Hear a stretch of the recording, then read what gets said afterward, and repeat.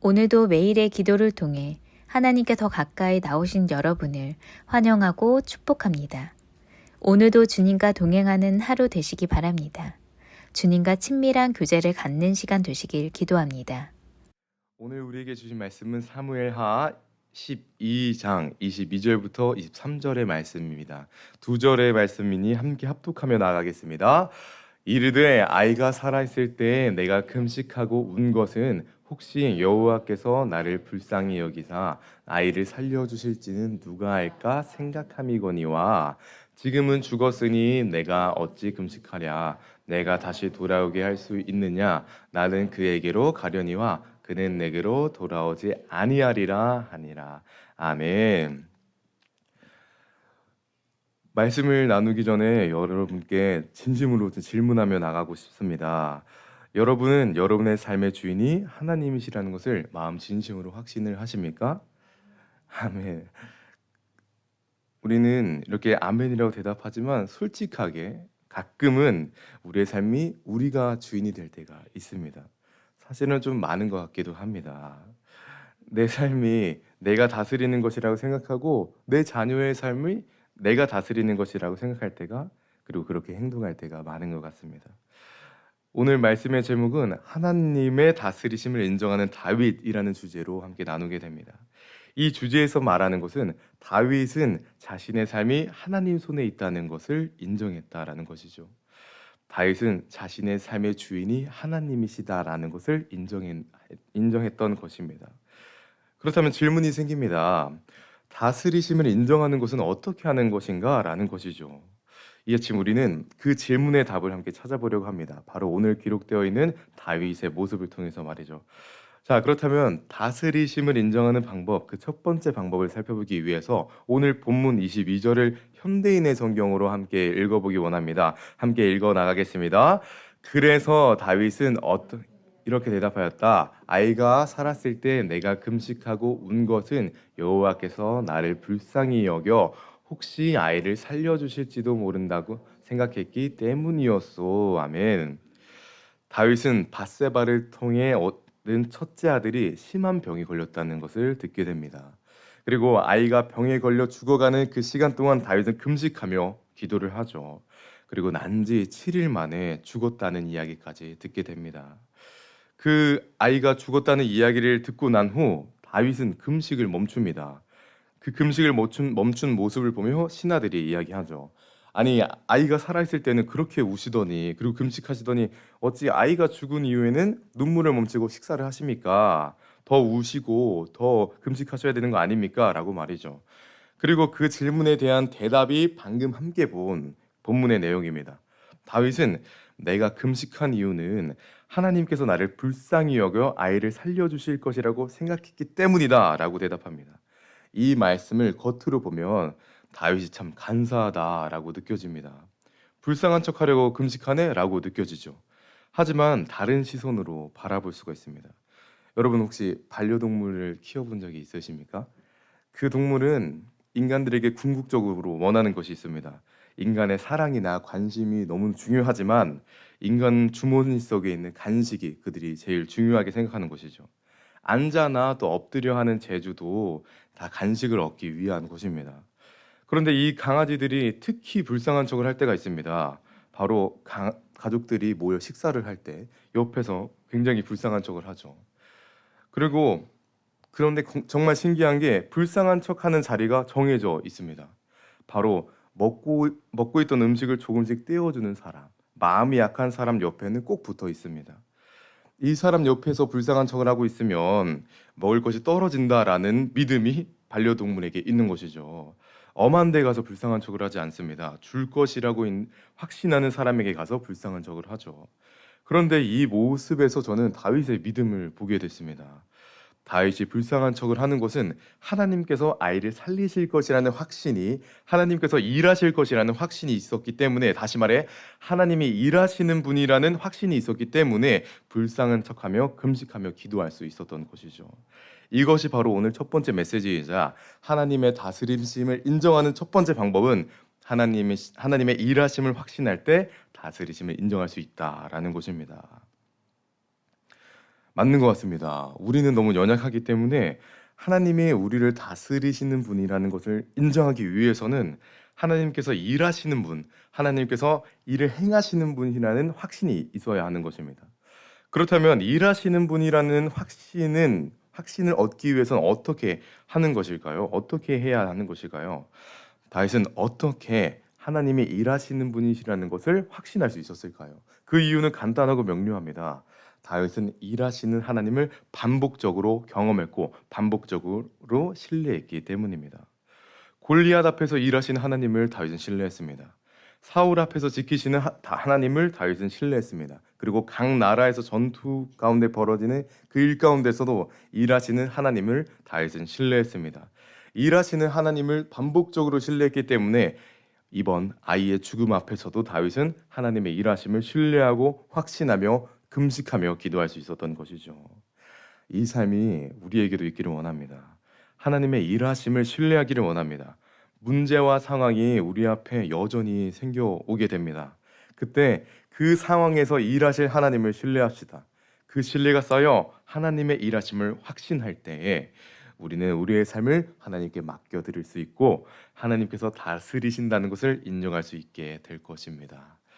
여러분께 부탁드립니다. 하나님의 일하심을 확신함으로 오늘 고백하며 찬양했던 이 가사의 이야기처럼 여러분의 삶을 주님 손으로 올려드릴 수 있는 여러분 되시기를 간절히 소망합니다. 자, 하나님의 다스리심을 인정하는 두 번째 방법이자 마지막 방법을 살펴보기 위해서는 23절을 현대인의 성경으로 함께 읽어볼 필요가 있습니다. 함께 읽겠습니다. 그러나 이제는 아이가 죽었는데 내가 무엇 때문에 금식하겠소? 내가 그를 다시 살릴 수 있겠소? 아멘. 다윗은 이어서 이야기합니다. 아이가 죽었는데 내가 왜 금식을 하겠습니까? 내가 아이를 다시 살릴 수 있겠습니까? 라고 말이죠. 여기서 중요한 포인트는 내가 아이를 다시 살릴 수 있겠냐는 말을 왜 했는지에 대한 것입니다. 다윗이 이 말을 통해 전하고 싶었던 것은 나는 사람을 살릴 수 있는 존재가 아니다. 사람을 살리고 죽이는 것은 오직 하나님뿐이며 나는 아무것도 아닙니다라는 것을 표현하는 것이죠. 다윗은 자신의 존재가 어떤 존재인지 정확하게 안 것입니다. 자신의 위치를 알았기에 하나님의 손에 자신의 삶을 맡겨드릴 수 있었던 것이죠. 이것이 바로 오늘 두 번째 메시지이자 마지막 메시지인 하나님의 다스리심을 인정하는 두 번째 방법은 나를 바로 할 때 하나님의 다스리심을 인정할 수 있다라는 것입니다. 그렇다면 나를 바로 알기 위해서는 어떻게 하는 것일까요? 어떨 때 나를 바로 알 수 있을까요? 우리가 우리의 삶의 주인이다라고 느껴질 때는 언제입니까? 무엇인가 잘 될 때, 일이 잘 풀릴 때는 역시 나야. 나 때문에 내가 잘하니까, 내가 뛰어나니까 잘 됐어라는 생각을 갖게 됩니다. 무엇인가 잘 될 때는 내 삶의 방향키는 내가 쥐고 있어야지 잘 된다. 내 방향키는 내가 가지고 있다라는 생각이 들게 되죠. 하지만 그 반대로 무너질 때, 내 마음대로 일이 안 풀릴 때는 나는 아무것도 아닙니다라는 고백을 하고 느끼게 됩니다. 그리고 비로소 그때야 하나님께 자신의 삶을 맡길 수 있게 되는 것이죠. 제가 이번 5월 한 달을 시작하며 영락중학교에 교생 실습을 하고 있습니다. 선생님으로 가서 아이들을 가르치고 있는데 영락중학교라는 학교 속에서 들어가 학생들에게 복음을 전하는 시간을 가지고 있습니다. 약 한 달 동안 수업도 들어가야 돼서 수업도 열심히 준비했습니다. 그래서 저를 지도해 주는 목사님이시나 선생님들께 칭찬도 많이 받고 또 이제는 제가 다른 교생 선생님들의 수업까지 피드백해드리고 도와드리는 상황까지 경험하고 있습니다. 또 채플 설교도 맡겨주셔서 설교도 할 수 있는 기회도 얻었죠. 이렇게 교생 실습이 파란만장하게 지나가는 경험을 하고 있었습니다. 제 마음속에 이때 이제 됐다. 칭찬도 받고 아이들도 따르고 성공적인 실습 기간이 되고 있겠구나라는 마음을 가졌습니다. 그런데 그때 문제가 생기더라고요. 일주일에 한 12반 정도 수업을 들어가는데 10반 정도까지는 수업이 잘 진행됩니다. 나무랄 것 없이 문제없이 완벽하게 되는데 그런데 꼭 마지막 2반 정도가 제 마음을 너무 속썩이는 겁니다. 예를 들어 제가 지도하는 것에 대한 불편한 내색을 엄청 강하게 한다든지 제가 준비하는 수업 앞에 먼저 앞서가면서 제 수업을 방해한다든지 저를 당혹하게 하는 일이 좀 많았습니다. 그때마다 좀 프로페셔널하게 좀 멋지게 잘 넘겨야 되는데 표정 관리가 안 되고 순간적으로 얼굴이 너무 빨개져서 결국 수업을 완전히 망치는 경험을 하게 됩니다. 그때마다 느끼게 됩니다.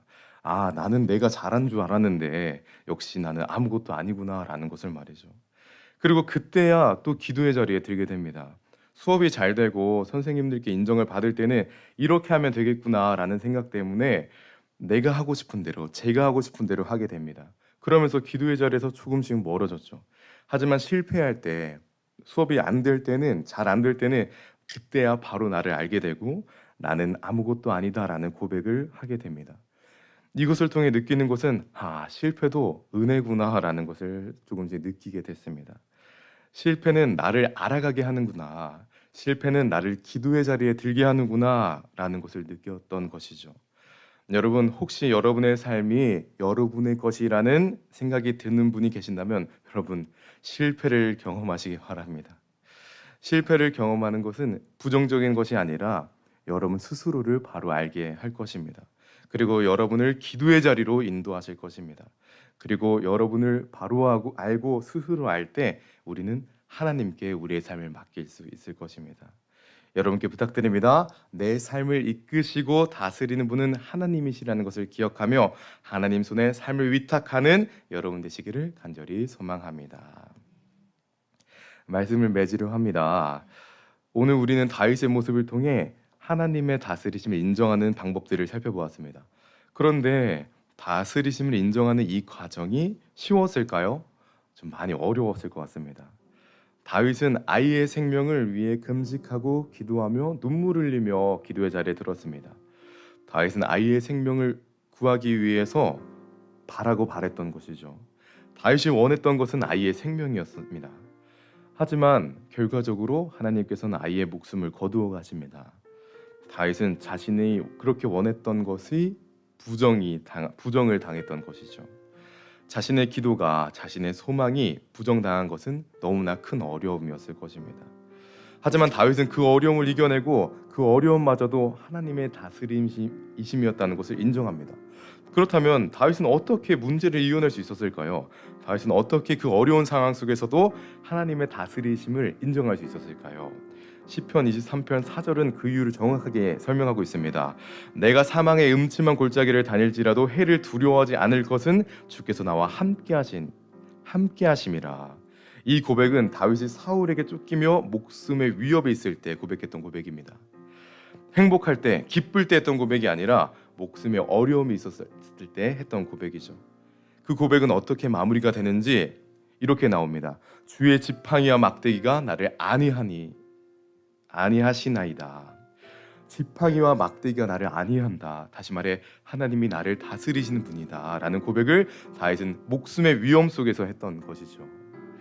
오늘 우리는 다윗이 하나님의 다스리심을 인정했다라고 보았는데 사실은 다윗은 예전부터 하나님의 다스리심을 인정했고 그 인정은 다윗의 인생 속에서 반복적으로 지속적으로 되었던 것이죠. 다윗의 죽음 앞에서 하나님의 다스리심을 인정할 수 있었던 그 믿음은 하루아침에 됐던 것이 아니라 이전부터 지속적으로 쌓여왔던 믿음이었다는 것이죠. 여러분, 그렇기 때문에 오늘 하루가 중요합니다.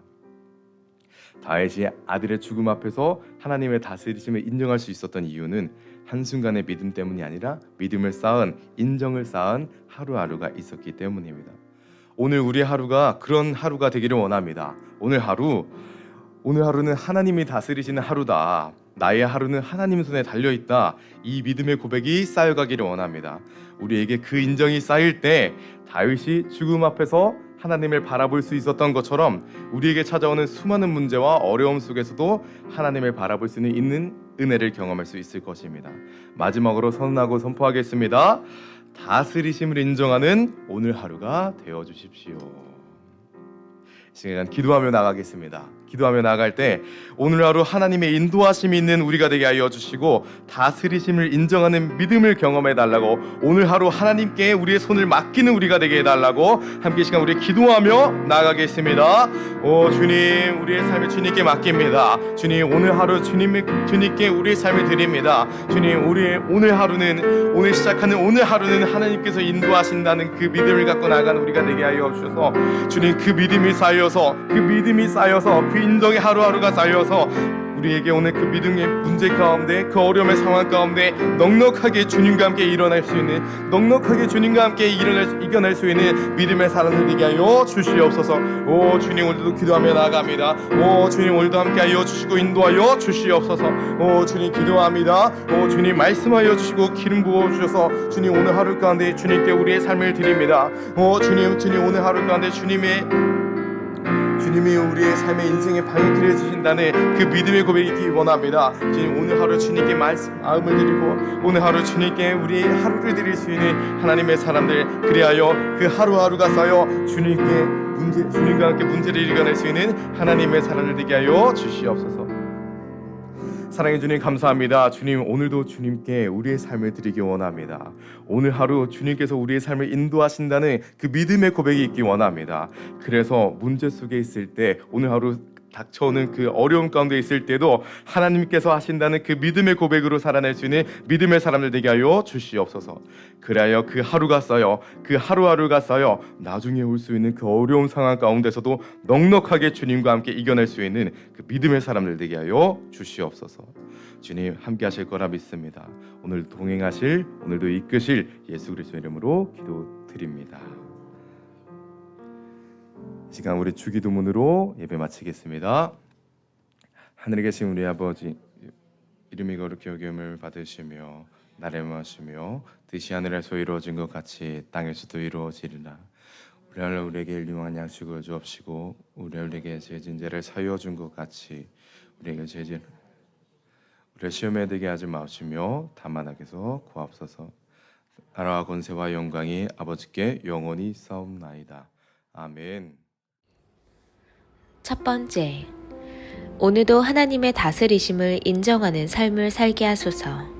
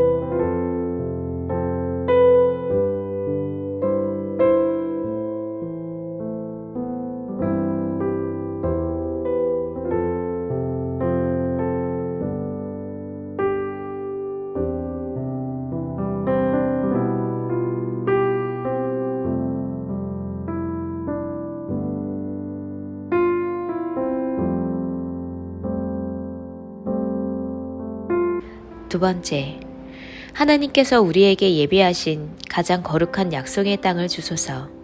모든 과정이 내가 친히 가리라 약속하신 하나님의 선하심 인도하신 가운데 있게 하소서.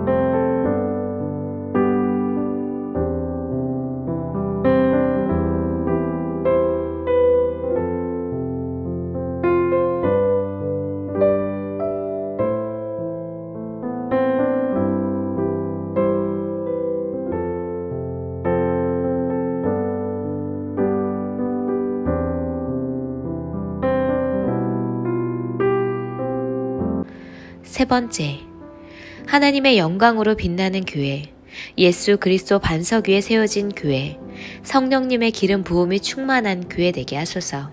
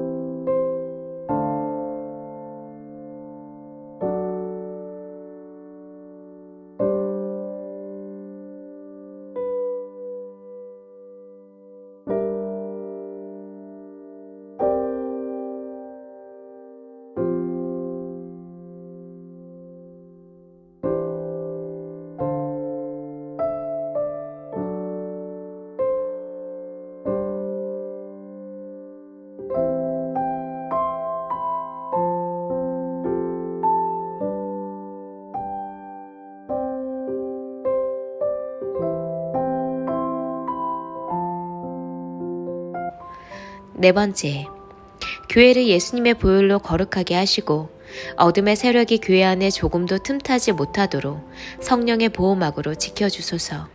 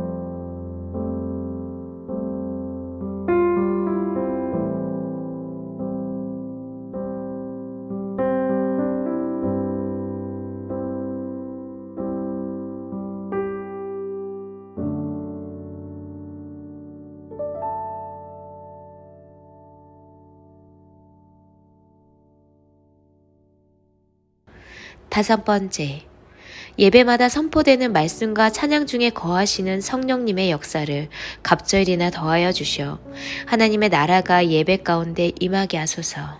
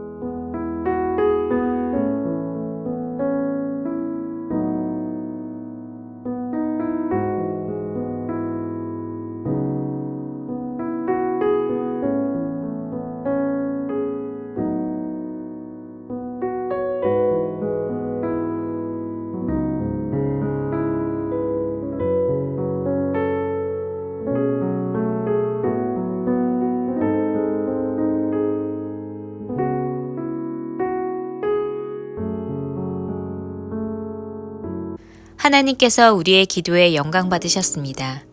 이제는 우리의 삶을 통해 하나님의 영광이 되시기 바랍니다.